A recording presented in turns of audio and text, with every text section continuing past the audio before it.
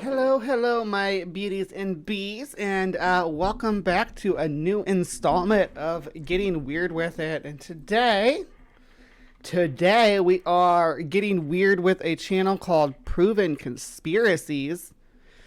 Proven Conspiracies has a multitude of videos on a multitude of subjects. Operation Mockingbird, uncovering the shocking truth of Operation Midnight Climax, the presidential conspiracy exposed.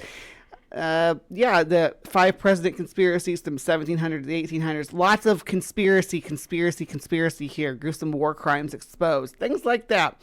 Today, though, we're going to look at a very specific conspiracy set regarding remote viewing. And the remote viewing experiments from the CIA, because I found a channel. This channel is called the Cryptid Huntress. It's a cryptozoology channel, but not like mine. Not from this angle, but from the angle of the host and proprietor of the show is a remote viewer, right?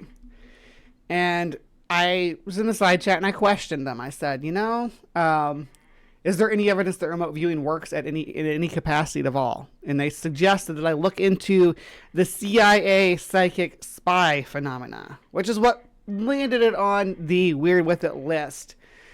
So I'm more than happy to delve into the CIA psychic spy phenomena. And I'm more than happy to take you bitches with me. So let's do this. Grab a seat because we're diving into one of the most bizarre, fascinating, and secretive chapters in intelligence history. The CIA's experiments with psychic spies. Many people claim, and many others question, the existence of ESP, extrasensory perception. Imagine this. The CIA... I'm Barbara Walters.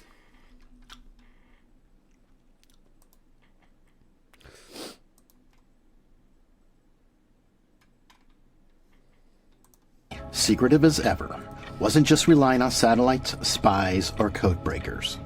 No, they were tapping into something even more mysterious, the human mind. This is Uri Geller.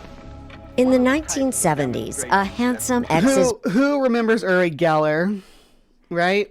The spoon-bending guy. He claimed he could do all kinds of stuff. James Randi trounced him. Israeli Army paratrooper popularized extrasensory perception, or ESP.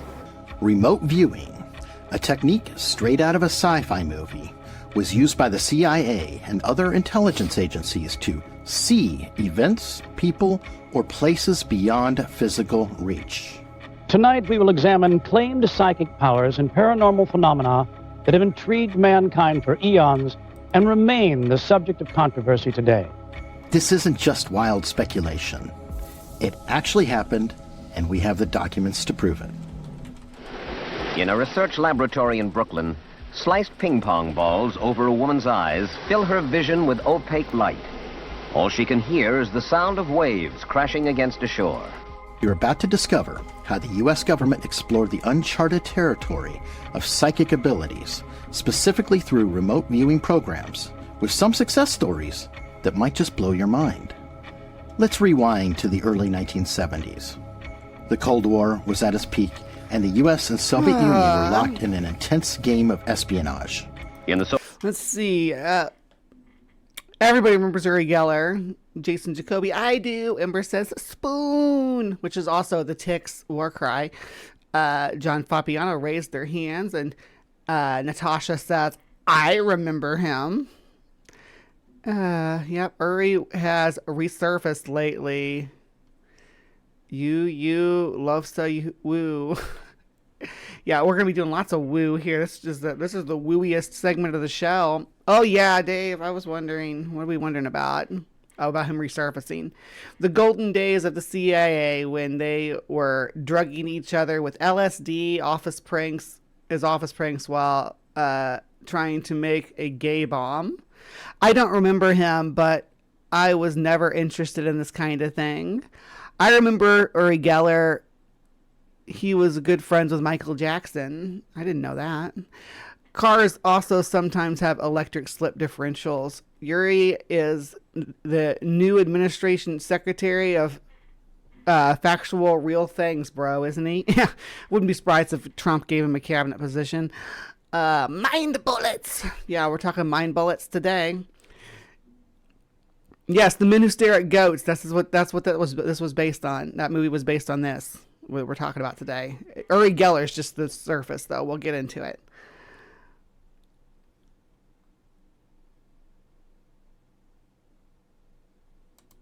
Soviet Union. The film tells of a Russian woman who claims she can move objects across a table without touching them by means of psychokinesis. Intelligence was critical, and both sides were looking for any edge they could get. When reports surfaced that the Soviets were experimenting with psychic phenomena known as psychoenergetics, the CIA took notice. If the Soviets could use psychics to spy, maybe the U.S. could do the same. Thus, in 1972, the CIA launched its own covert program to investigate the potential of psychic abilities. They collaborated with the Stanford Research Institute, SRI, to study remote viewing, a process where individuals claim to be able to see distant or hidden objects using only their minds. While some experiments yield intriguing results, the field was fraught with controversy. A year ago, we did on this program a week on psychic phenomenon. We did it very seriously. One of our panel members was Uri Geller, who is a young Israeli and has been tested by the Stanford Institute and by other scientists and is said to have psychic powers. Let's talk about one of the most... But did he, though? Or did he dupe the researchers? famous figures involved in these experiments, Uri Geller. Born in Israel, Geller claimed he could bend spoons, read minds, and even stop watches with nothing more than the power of his mind. In the early 1970s, Geller became a superstar, the most famous psychic in the world. Okay, just a second, look at me. Visualize everything that you drew once more. He quickly rose to fame in the 1970s and caught the attention of the CIA, who brought him to the Stanford Research Institute for testing. It really was just sleight of hand, in cold reading. In 1973. In a room next door, a man is suspended in a contraption called the Witch's Cradle, his eyes covered, his earphones playing constant static. During his week-long series of tests, Geller appeared to perform some incredible feats, such as replicating drawings that had been sealed in an envelope and describing hidden images without seeing them. 2 mountains with a round thing on, or 2 people. Can I show? Yeah, I'd like to. Am I wrong? You're right. I'm right. The results were convincing enough. Well, show us how he was right, because he's duping Barbara Walters doesn't impress me. Journalists, well, you expect more from journalists, but in the 70s, people believed in all kinds of nonsense. The CIA to continue exploring psychic phenomena, but not everyone was sold on Geller's abilities. Here's where things get interesting and a little messy. As a magician, I think that I'm uniquely qualified to expose trickery when it occurs. There is the man himself. If you do not know who this guy is, this is James Randi, or the Amazing Randi, and he is responsible for basically putting a death knell in the New Age movement in the public eye by saying, "Prove it." Occurs in parapsychology or in psychic claims, and particularly when it's self-deception. While Geller was winning over believers, he was also attracting serious skeptics, none more vocal than magician and debunker James Randi. Amaze me? The only thing that Geller could do tonight to amaze me would be to admit that he's a trickster who has tried to deceive a lot of people. The turning point for Uri Geller came in 1973 when he appeared on The Tonight Show starring Johnny Carson. Now, Carson was no ordinary host. He had a background in magic and sleight of hand and was suspicious of Geller's claims. Thanks. I really liked Johnny Carson too. I remember, I have nostalgia for him from when I was a kid. But James Randi, I think that's the first place I saw James Randi was on Johnny Carson. I didn't know what was going on. I was so little when this stuff was happening. We have only met... This scares me. This scares you? Carson called in James Randi to help make sure there were no tricks. Following Randy's advice, Carson's team provided their own props, spoons and other objects that Geller wouldn't be able to tamper with in advance. Well, this is we just got some things together here, and as I said, as you progress and do what you want to do tonight, well, you can tell us what you would like to try, and we'll leave it up to you. I'll try when I... Yeah, when your exhibition of power looks like parlor tricks, it's parlor tricks. Double-blind testing isn't exactly exhibitionist or flamboyant in any way. Yeah, I wonder how, like with Geller specifically, how rigorous their testing methodology was, or if they were just trying to publish positive findings to compete with the Russians. I'll really feel up to it, okay? The result? Geller struck. Really feel up to it. Tell us what you would like to try, and we'll leave it up to you. I'll try when I'll really feel up to it, okay? The result? Geller struggled. On live television, in front of millions, he failed to perform his usual feats. He hesitated, made excuses, and eventually said he wasn't feeling strong enough. George, we are back. Uri was telling me you don't feel what, strong tonight? I don't Is that feel strong. It's so crazy to think of back in the day when TV show hosts used to smoke cigarettes while they were interviewing people. Isn't that wild? Blow to his credibility. That night, skeptics had a field day, and it marked the beginning of Geller's long-standing feud with Randy. Magical thinking, is a slippery slope. Sometimes it's harmless enough, but other times it's quite dangerous. Personally, I'm opposed to that kind of fakery, so I have no reservations at all about exposing these people and their illusions for what they really are. He frequently demonstrated how Geller's tricks could be replicated using sleight of hand and clever misdirection. A psychic who at one time was doing this sort of trick is no longer doing it because every 12-year-old magician has learned how to do it. And Miguel, not too tightly, very lightly, please. Just very lightly. It used to be done a great deal, but now the magicians and the kids are doing it too. Randy didn't just stop at criticizing Geller publicly. He took it to another level, even writing the book Magic of Uri Geller to expose him. He referred to Geller as a fraud, and Geller responded with multiple lawsuits accusing. Yeah, I remember trying to do the spoon bending when I was a kid, because my dad, he was an atheist, but he believed in this stuff. That's why we had both my parents kind of did. That's why we had all the Time Life books, psychic powers and mystic places and all that crap. That's why I grew up with those books and what led me down this path. But my dad actually had a family member. His name was Ciros. He did psychic photography. And my dad really believed in that, and he really believed in this spoon bending nonsense too. So I remember being a kid, sitting up at night in our living room, watching The Tonight Show, Johnny Carson, and me and my brother both holding spoons in our hands, trying to imitate Uri Geller. Accusing Randy of defamation.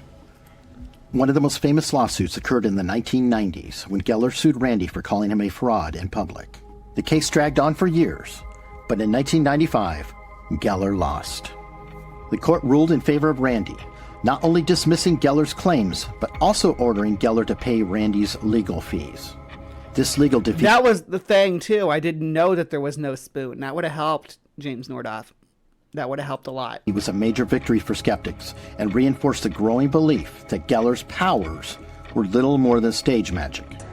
You see, it's becoming very soft. Se está suavizando. And this is not an illusion. Esto no es ninguna ilusión. It's becoming like plastic. Now let's shift away from the Geller controversy and get back to the real question.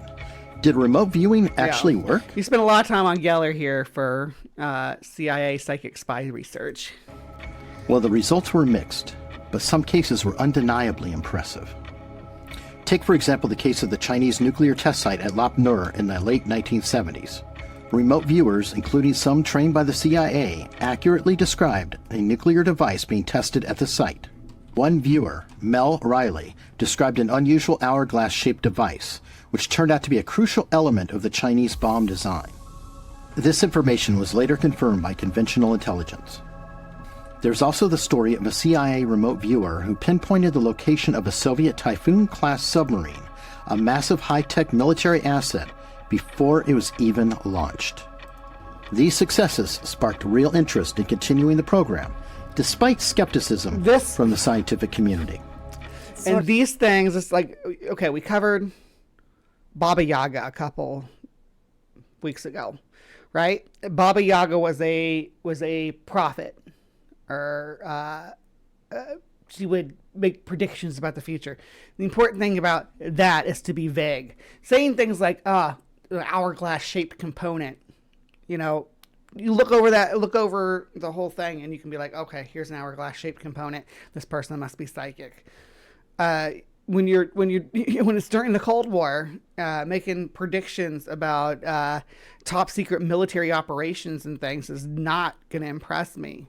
It's like biblical prophecies, like there'll be wars and rumors of wars, like always, like throughout all of human history, since as long as history's been recorded. No one asked the real question, though. How did Uri Geller bring the steel spoon into prison? Checkmate, atheist. Can't explain that. Sort of like a highly classified black program inside of a black program. Did I say Baba Yaga? I always say that. Baba Vanga. Yeah. It's a couple weeks ago. I did an episode on it, but Baba Yaga is different. That's a creature from mythology that has the big chicken walker house, and she's a witch. Because you don't want the Russians or the Chinese to know what we're doing. And two, because a lot of scientists didn't want their colleagues to know what they were doing. The idea of psychic soldiers and mind... Swami, Godless Granny doing her Swami Mommy bit by predicting that tomorrow there's actually going to be air. We'll see if it comes true. Indian experiments might... Weather, she's doubling down on her predictions here. There's going to be air and weather tomorrow. Sound like the stuff of conspiracy theories or science fiction, but it didn't stay buried in classified documents. Sounds incredible, but it's true.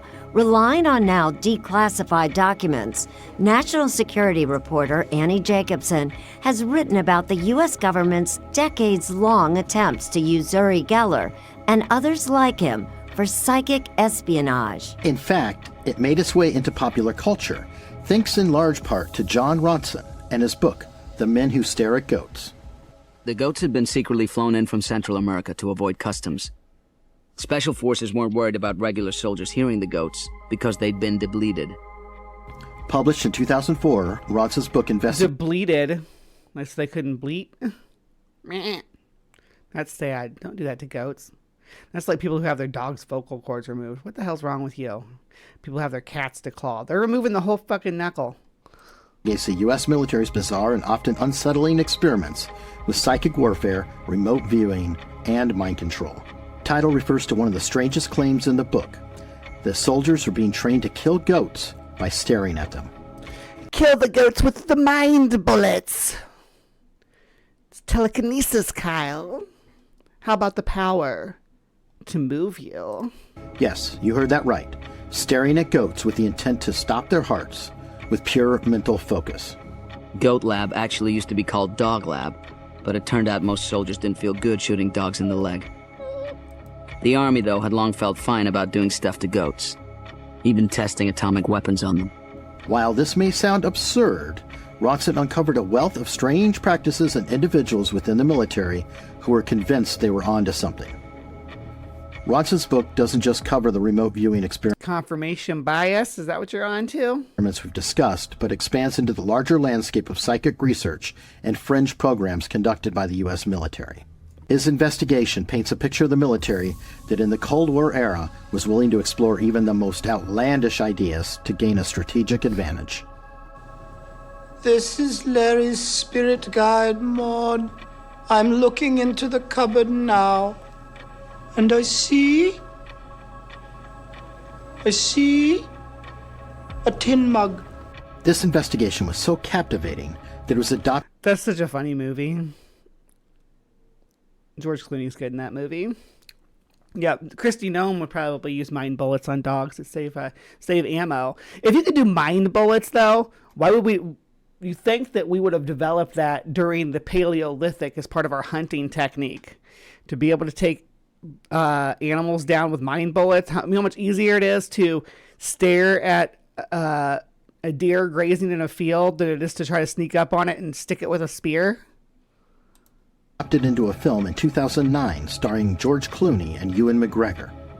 The movie plays up the absurdity of the real-life events, blending comedy with unsettling truths about how far the military is willing to go to develop psychic warriors. Oh my gosh, we watched Drunk History the other night, and we were watching the episode about the dolphins. Oh, they gave them LSD. They gave them LSD, and this woman was providing sexual gratification for one of the male dolphins. It was wild, but there's this scene where Carl Sagan, played by Chris Parnell, comes in and does this amazing, freaking hilarious speech. And I thought BB was gonna die. I thought BB was gonna have a heart attack and just keel over with how hilarious that scene was. So if you haven't seen the Drunk History about the dolphins, go check it out. Folding into my ADHD brain, it's telling me I have 50 billion things to do. This is the time I need to listen to the voices in my head. Well, you have a good day, John. The title refers directly to the goat-staring experiments, though the film takes creative liberties, pushing the story into a satirical realm. See, I barely moved. Physics-wise, not much going on here. It's the psychic energy that's important. You okay? Sharp edges. Yeah. But as with all things that seem too good to be true, the CIA's remote viewing program eventually lost its shine. After years of research and millions of dollars, the results were deemed inconsistent. The program, under various names like Grill Flame and Stargate, ran until 1995 when it was... There's actually been a couple interviews with the guys who did this about how they hustled the government research teams. They were like teenage mentalists who were checking their gumption against the rigor of the CIA's investigative team. Officially terminated. Despite his public setbacks, Uri Geller continues to make bold claims about his abilities. In 2019, Geller wrote an open letter to then Prime Minister Theresa May expressing his intention to use telepathic powers to stop Brexit and influence world events. Just think So Uri Geller decided he was going to stop Brexit. How did that work out for you, Uri? Oh, yeah, they jerked off the zooted out dolphin, the Gibson dolphin character in Johnny Mnemonic is less out there than the real deal. Money grift. Yep. Columbo episode. Columbo goes to the guillotine is about psychic military stuff. Also, the woman fell in love with the dolphin. Apparently, she did. Her name is Margaret Howe. She got married, had 2 kids, and they renovated her research lab into their home, where the dolphin committed suicide after they ended the program, and she wasn't allowed to spend time with it anymore. She lived with the dolphin. She lived in the same room. Her bedroom was the dolphin's pool was in her bedroom because they were trying to work on language and communications with the dolphins. Following, Theresa, bring us to a second vote. Go for a second referendum. Uri, let me just jump in a minute. With the greatest of respect to you, you're not a British citizen, are you, or are you? And it's September 2024. It doesn't matter if you're a citizen of the country. You should be able to control their government. Ask Elon Musk, the South African apartheid baby from Emerald Fortune now has his claws into our Social Security and to our government funding, and he is apparently claiming he's going to make it more efficient. So you don't actually have to have any ties to the nation that you're trying to influence. You can literally buy elections now. He wrote a long ex-post related to thousands of Hezbollah fighters injured in Lebanon when their new pagers all simultaneously exploded. He implied that it was a result of remote viewing. But here's where skepticism comes into play. While Geller may still insist on his psychic abilities, there's little concrete evidence to support these claims. His involvement with the CIA and the remote viewing program, while real, was always shrouded in controversy, and most experts agree that his performances were more showmanship than supernatural. But Uri Geller's skills turned out to be unreliable. Uri was telling me you don't feel, what, strong tonight? I don't Is that feel strong. As seen in this now infamous appearance on The Tonight Show in 1973. So what are we left with? The CIA's experiments in remote viewing I don't feel strong tonight, they say. did yield some success stories, and they genuinely believed they were onto something at the height of the Cold War.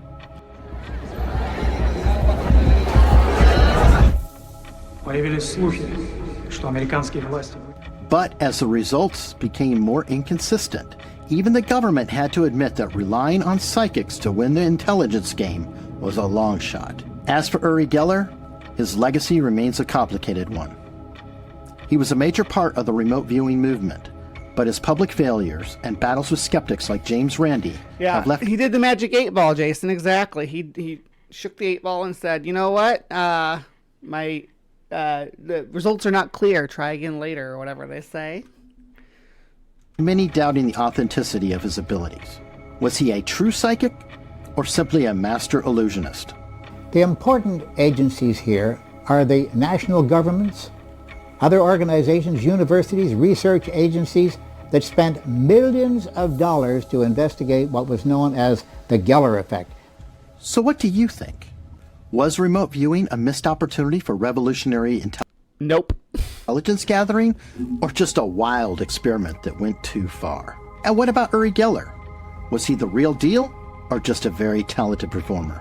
They chose to believe that Geller was not lying to them when he said he had genuine psychic powers. He even said at one point that he got his powers, I hope you're ready for this, from the planet Huba.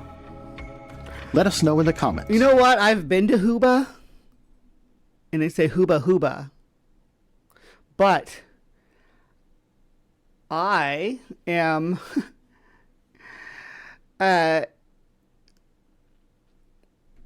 not surprised that he's saying there's some extraterrestrial source for his abilities. A lot of these people will say there's extraterrestrial, supernatural. They have spirit guides from beyond the veil, etc. James Randi got all kinds of excuses, like the type of lighting in the studio, etc., as the why he couldn't do the tricks under control. So many different people who have tried to step up to that challenge said that. I heard Huba Stank. I like Huba Stank. Didn't David Blaine show how Geller does his remote viewing, or was that someone else? A lot of people have trounced Geller's claims. All right.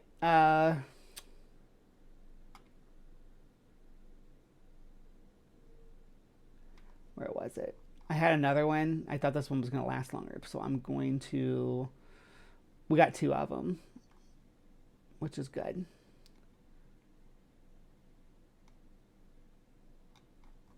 Here we go.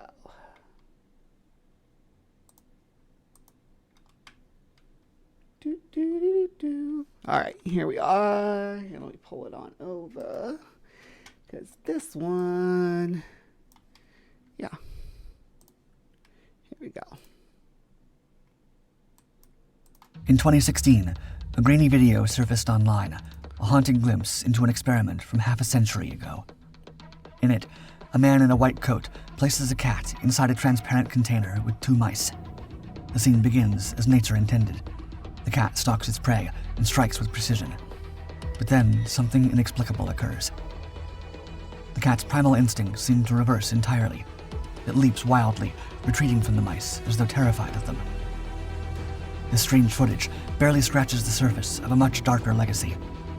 Decades before this video surfaced, dozens of unsuspecting civilians endured far more invasive experiments under MK-Ultra, the CIA's secretive mind control program.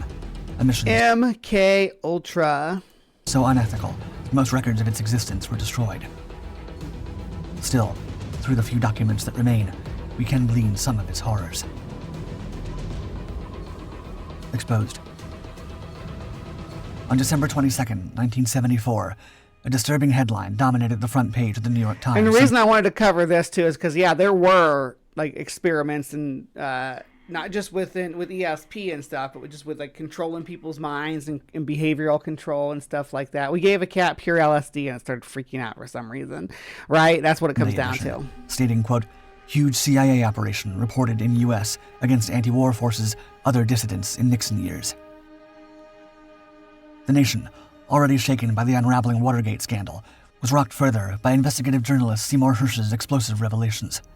Hersh, one of the era's most prominent reporters, exposed the CIA's violations, detailing illegal activities that included wiretapping private citizens, intercepting mail, and embedding agents to infiltrate anti-war movements. Americans were horrified to learn their own intelligence agency had begun treating its citizens like enemy combatants. Congressional inquiries followed, uncovering layers of government overreach.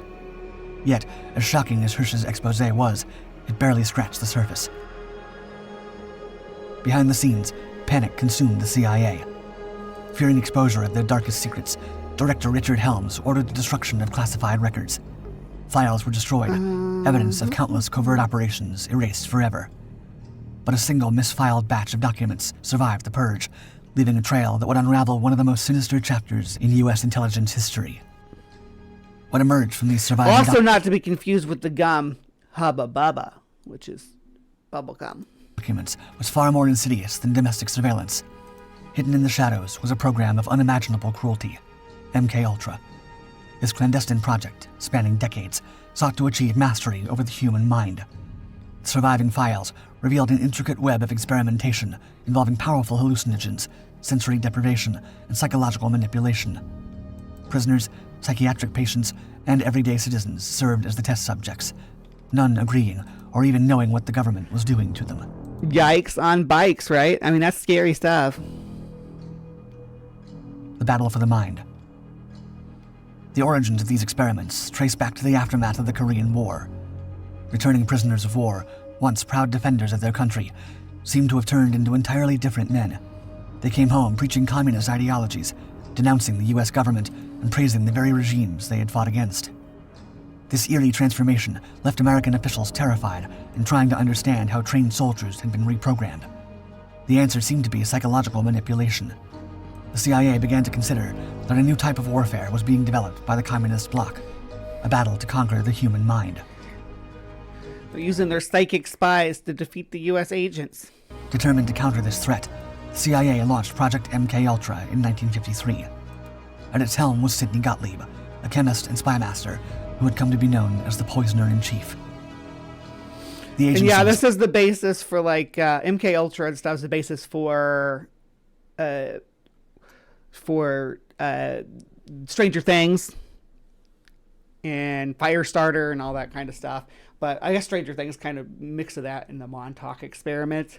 Spared no expense in its pursuit of mind control, pouring an estimated $25 million into the project, equivalent to roughly $250 million today. More than 80 institutions, from prestigious universities to hospitals, were covertly recruited through funding from organizations. In the name of scientific progress, MKUltra delved into this dark experiment. Test subjects, often unaware of their participation, were subjected to grueling trials that ranged from sensory deprivation to invasive brain implants. Many of these experiments were disguised as treatments for mental health issues, but were in reality trials to observe. Imagine that, going into a doctor and being like, I'm struggling with depression or psychosis or schizophrenia. I need help. And they're like, okay, we're going to help you. But they're secretly just giving you LSD. Of how the human mind can be manipulated, broken, and reprogrammed. Truth serum. LSD quickly became a cornerstone of MKUltra's experiments, a substance the CIA believed could act as both a truth serum and an agent of mind control. The agency began its experiments by secretly dosing civilians in public spaces, observing their reactions as they embarked on vivid, disorienting trips. One of the program's most infamous operations involved hiring sex workers to lure men into hotel rooms. Once inside, the unsuspecting targets were administered with LSD. Behind a one-way mirror. Imagine that. You're like depressed. You're dealing with, psychosis or schizophrenia, and you go to get a hooker, and just like telling her, you know, I'm depressed and I want schizophrenia and I want to get laid. And she injects you with LSD. So now you've been injected with LSD twice, just trying to get some relief for your personal health issues. CIA agents sat watching, documenting every moment as these men spiraled into hallucinogenic confusion. Even CIA operatives themselves were not safe. On November 19th, 1953, Frank Olson, a scientist at the United States Army Biological Warfare Laboratories, was administered LSD during a CIA retreat at Deep Creek Lake in Maryland. He returned home a changed man. Olson became withdrawn. He barely ate, refused to speak about his work, and confided in his wife with cryptic messages, stating, quote, "I've made a terrible mistake." The disorientation... You reap what you sow, though, motherfucker. You've been doing that to other people. Like, at least you kind of, as someone who was familiar with it, at least, like, when you start to have symptoms, you'd be like, hey, wait, does somebody give me LSD? The motherfuckers in the hotel rooms with the hookers didn't have that. They thought they were losing their damn minds. We go to a sex worker for health care. Depends on what kind of care you need. Followed Olson back to work, where his colleagues noted his erratic behavior. Concerned, the CIA arranged for him to return home under the supervision of a co-worker. When Olson arrived home, he justified the situation to his wife, saying, quote, "They're afraid I might hurt you." Plans were made to send Olson to New York for psychiatric treatment with Dr. Harold Abramson, a CIA-connected physician. Yet this attempt to help Olson would go nowhere.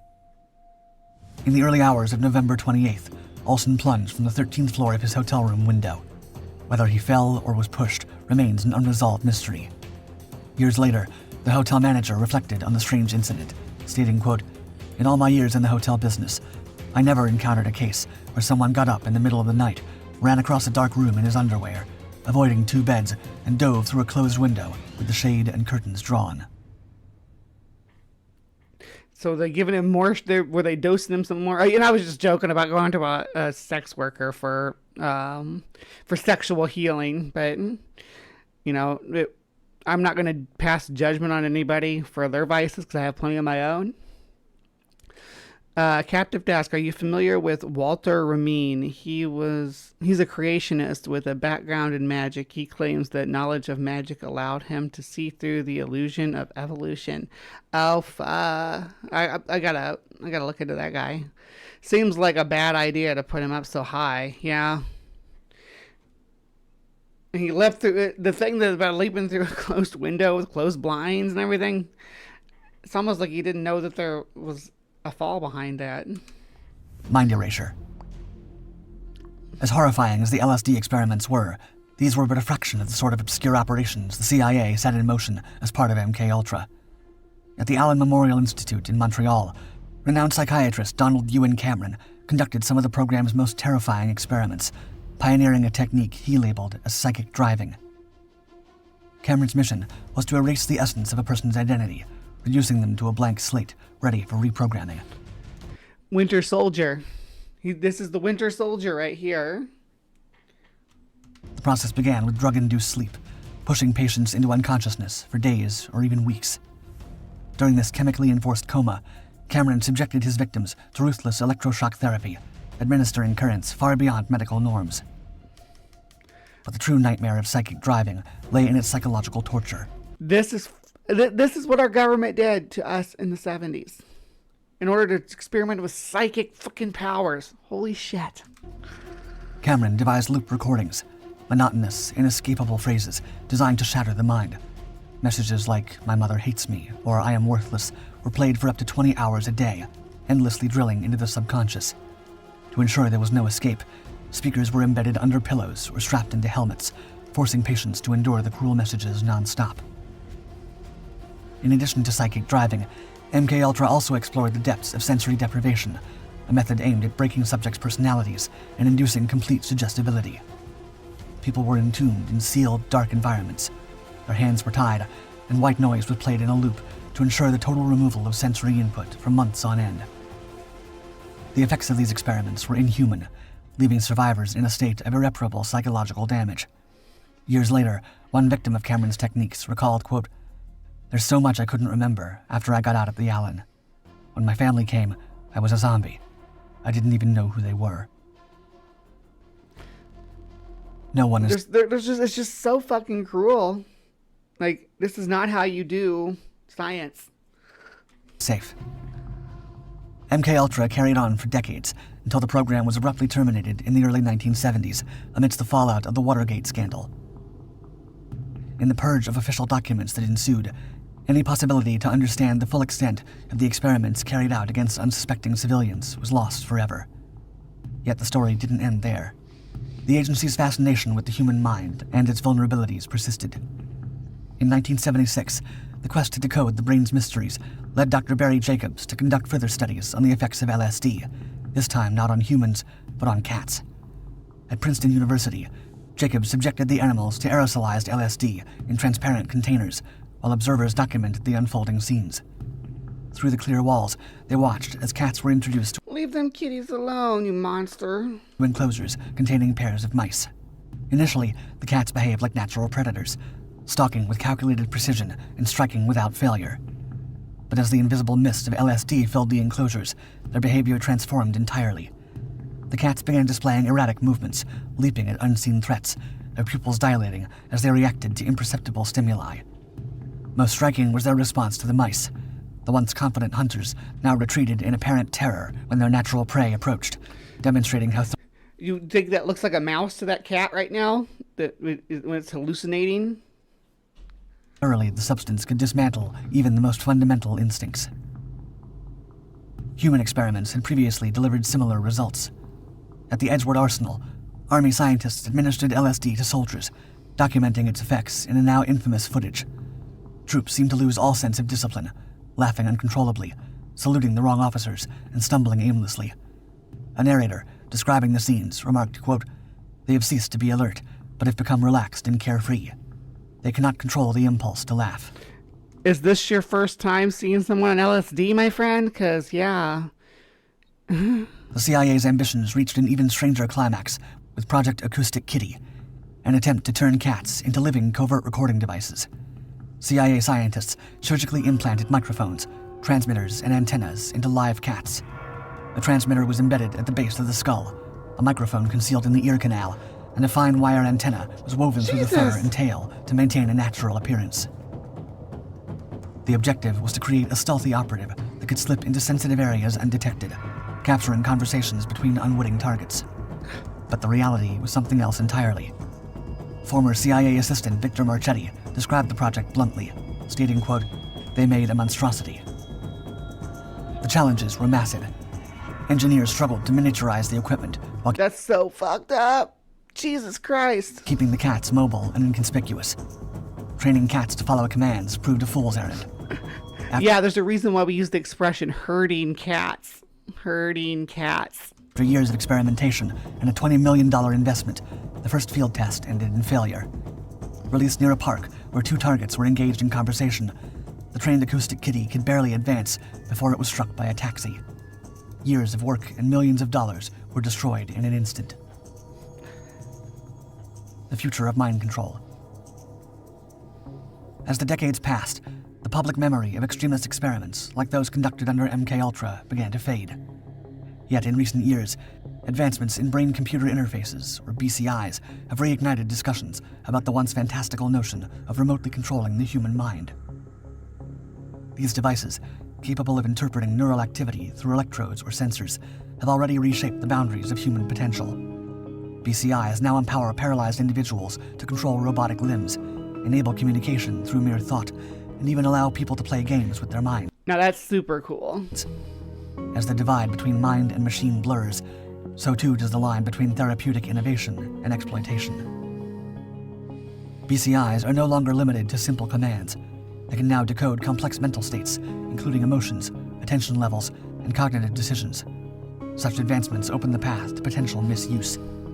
In 2019, photos from Jiangnan Experimental School showed Chinese students wearing headbands equipped with BCIs to monitor their attention in real time. The devices reportedly fed live data to teachers who could instantly see which students were focused and which were distracted. No, do not ever put one of those things on me. Never put one of those things on me. You do not have that permission. Plus, I'll probably break your equipment. My brain fires on a lot of different pistons at once. Meanwhile, the U.S. Defense Advanced Research Projects Agency has begun to delve into a program aimed at narrative persuasion and behavior modification. The agency explored how stories influence the brain on a neural level, using transcranial magnetic stimulation to attempt to alter how individuals process narratives. While these projects were framed as tools to counter terrorism and extremist ideologies, the notion of a government... Well, I seen it on just the page you just had pulled up, said it was for treating PTSD too, which is, if you could change the way that someone perceives their trauma to help them better cope, I don't think that that's a problem. So forming a popular arm insurgency or becoming a cat both can defeat the CIA. True things. Capable of directly influencing how civilians process information is far from reassuring. These technologies keep evolving. Memories of the MKUltra days are resurfacing. However, today's tools are far more sophisticated, capable of penetrating deeper into the mind and manipulating it with a precision that Sidney Gottlieb and his team could only dream of. Your scientists were so preoccupied with whether or not they could that they never stopped to think about whether or not they should. Who can name that quote? Who's that quote from?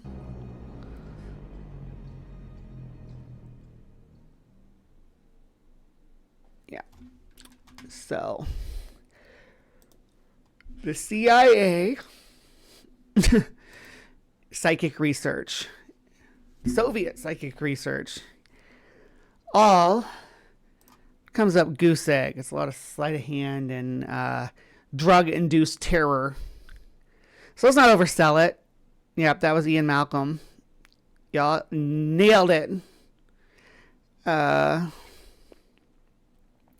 But the human brain is a very complex piece of muscle and gray matter and meat and electrical impulses and hormones and chemicals that's just so complex and layered that we are not even scratching the surface of what all we can do to manipulate it. However, scratching the surface does enough damage as it is. So maybe we should just leave people's brains alone for right now. All right, so what do you all think of psychic spies? Are they real? Have you any experience with remote viewing, or have you ever engaged with a remote viewer? Do you believe remote viewing is even possible? Let me know in the comments down below. And please remember to be kind and take care, and we will see you next time.